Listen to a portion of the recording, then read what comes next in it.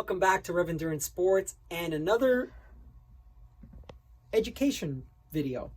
From time to time I get questions in my shop about, should I get this cassette or that cassette? Should I get this crankset or that crankset? What, this. And just recently, a online customer purchased some brake pads, told them that there's a supply chain issue, and then he added a question, and that's what I'm addressing today. His question, his name is Phil. Phil, thank you for prompting me to create this video, which I've wanted to do for a long time, but it's easier if I have a camera person to film me doing this. Okay, what I wish to do today is talk to you about the most common crankset combinations. And if we're talking about cassettes, we're talking about road cassettes. The gravel stuff is just, it's a completely different discussion and possibly a video in the future. But because that's like one buy, and then you get these big cassettes and whatever. On the road side, there is a little bit more standardization, and so that's what I wish to cover with you today. First thing we're going to talk about is chain rings. Then we're going to talk about cassettes. Then we're going to talk about gear ratios in an easier way for you to understand it. And then possibly a recommendation for Phil. Although I don't know enough about him to make this recommendation, so this is just a generalized statement. And hopefully he can glean some of the information that is applicable to him. All right, so here's how we're going to go. First thing we're going to talk about is the most common chain ring combinations. 5339, and what that means is that your big chain ring is a 53 and your little chain ring is a 39. And just like this. So imagine that this is this, okay? Big chain ring, little chain ring. So 53, this is a 55, but anyway, 53, 39, okay? And so when you hear people talk about a 5339, that's generally called a standard crankset. Then you hear people talk about a 5034, big chain ring 50, inner chain ring 34. That's most commonly known as a compact crankset. And just to give you a little bit of history, the compact cranksets came around because triple cranksets, for lack of a better, reason, they were complicated to adjust. They were heavier, bigger, something, blah, blah, blah.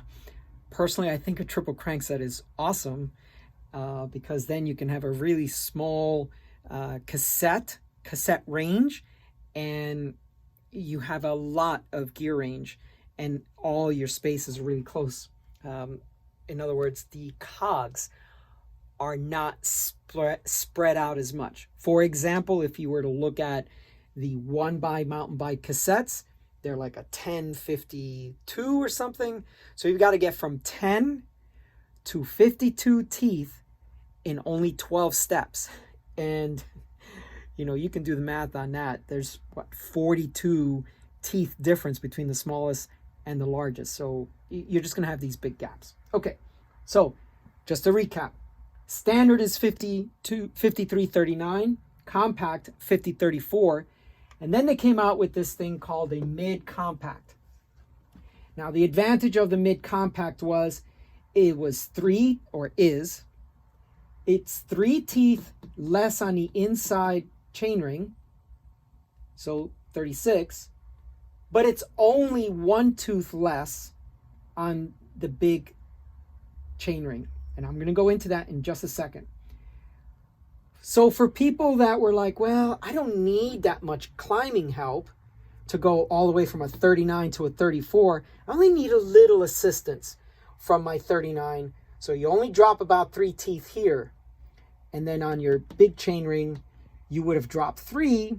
And depending on your tire size and depending on the gear combination in the back, for each tooth you lose in a big chain ring, you're losing about 1 mile per hour top end speed. But that's just a very generalized statement. Okay, standard, compact, then they came out with a mid-compact.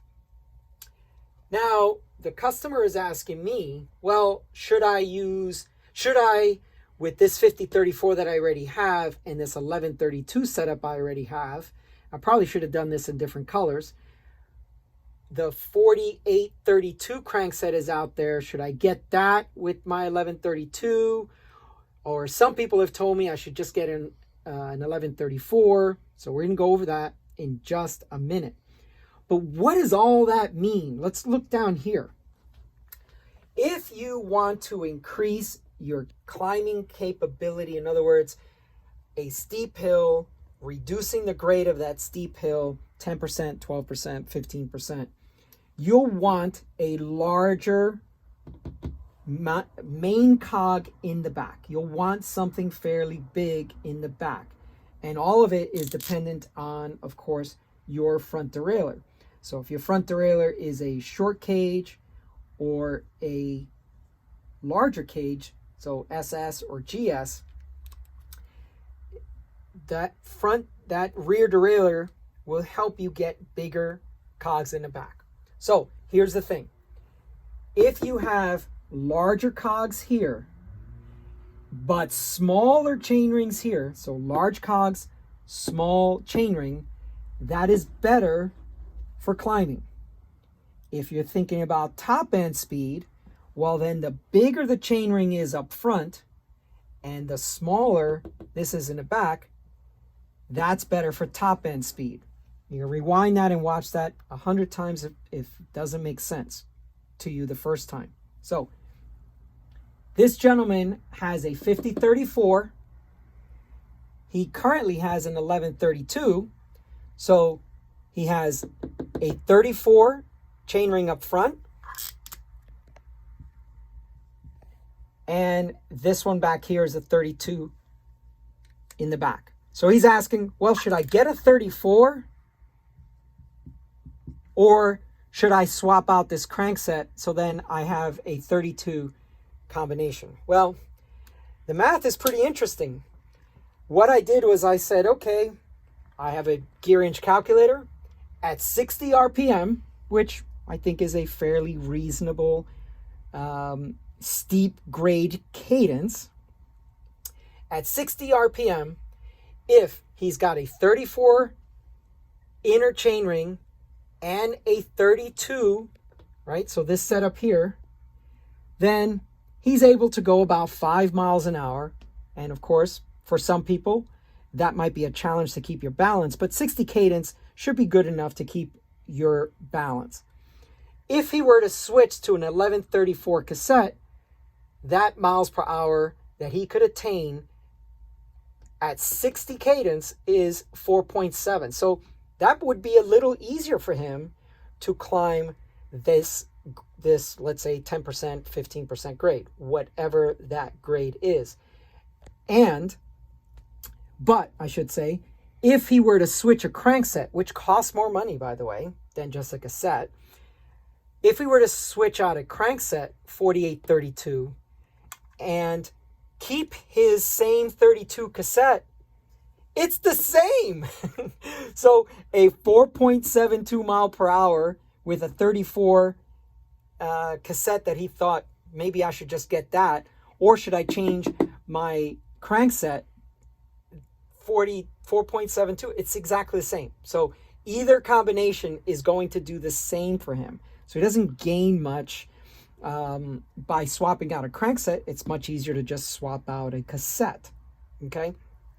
If he did both, the crankset 4832 and a 1134 cassette, and so now instead of this being a 34, he now has a 32, and he gets rid of that 1132 cassette, and all he has now is a 32 chainring and a 34 cog in the back. He actually, at same cadence, 60 cadence, he can hold a speed of 4.4 miles an hour going up the hill. So this is actually a much better improvement in his gearing to go from to swap out both, to swap out his crankset and to swap out his chainring. Well, what about a different option altogether? Now, during the lockdown, it seemed that I was doing a lot of this next option. So let me show you what this next option is, and then we'll talk about this one. So what I was doing for people that really needed help climbing is I was swapping out the front chain rings to a 4630. So in this case, his chain ring that he currently has is 34. He thought of an option of 32. What about a 30? So if we switch this to a 30,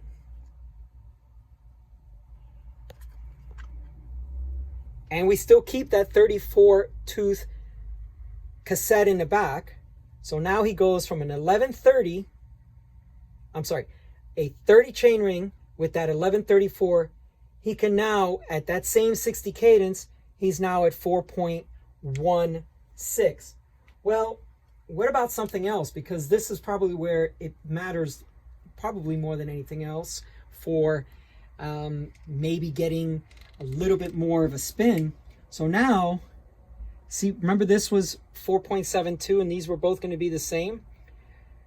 Here's the beauty of doing this type of setup. Now he can spin at 70 cadence and hold about 4.8 miles an hour. Now, all these numbers are very theoretical. I'm making the assumption that he has 25 tires. I don't know how much help he needs climbing, because I don't know if he has medical issues, if he's overweight, or I don't know why he needs the gearing that he needs, or that he's asking for. Don't know if he needs them, but this conversion is a lot better if you, and you know, graveling, all that stuff. This is a much better conversion than just going a little bit, right? You're just kind of, you know, from a 34 to a 32, because remember, you want smaller up front to gain an advantage of climbing. So from 34 to 32, that only knocks it down 2 teeth. Why not knock it down a complete 4, right? And still get that 1134 cassette. So now your climbing setup is a 30 with a 34 in the back. I think that's a much better combination. Now, it depends also where he lives, if a 46 tooth chain ring is big enough for him. Some people... It's 5 o'clock. It's 5 o'clock. We got to get out on our Rev Nighter. Most people in different parts of the country, you know, if you're going to spin out a 46, or I should say, you might spin out a 46-11 combination. So 46 big chain ring, 11 tooth cog. You might spin that out in most places in this country. And some people don't even like to go fast downhill. I was working with a customer the other day. 30 is his max. He just doesn't like to go fast downhill. So this might be a very good combination for him. I hope that this makes sense, but if it doesn't, please make comments down below.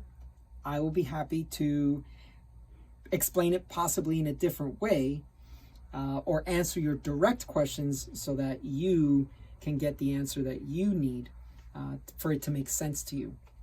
But anyway, this is Shimano drivetrain chain rings, because SRAM's got their own different chain ring combinations, and they have a 10 tooth cog, so that complicates things. But more people ride Shimano than SRAM, so I thought I would address it this way. And Phil obviously rides Shimano because these are the numbers he gave me for options. Okay, thank you so much for tuning in. I appreciate your time and your attention. Please subscribe. Please, it doesn't cost you anything, and it means the world to me. But please like and subscribe, and we'll see you up the road.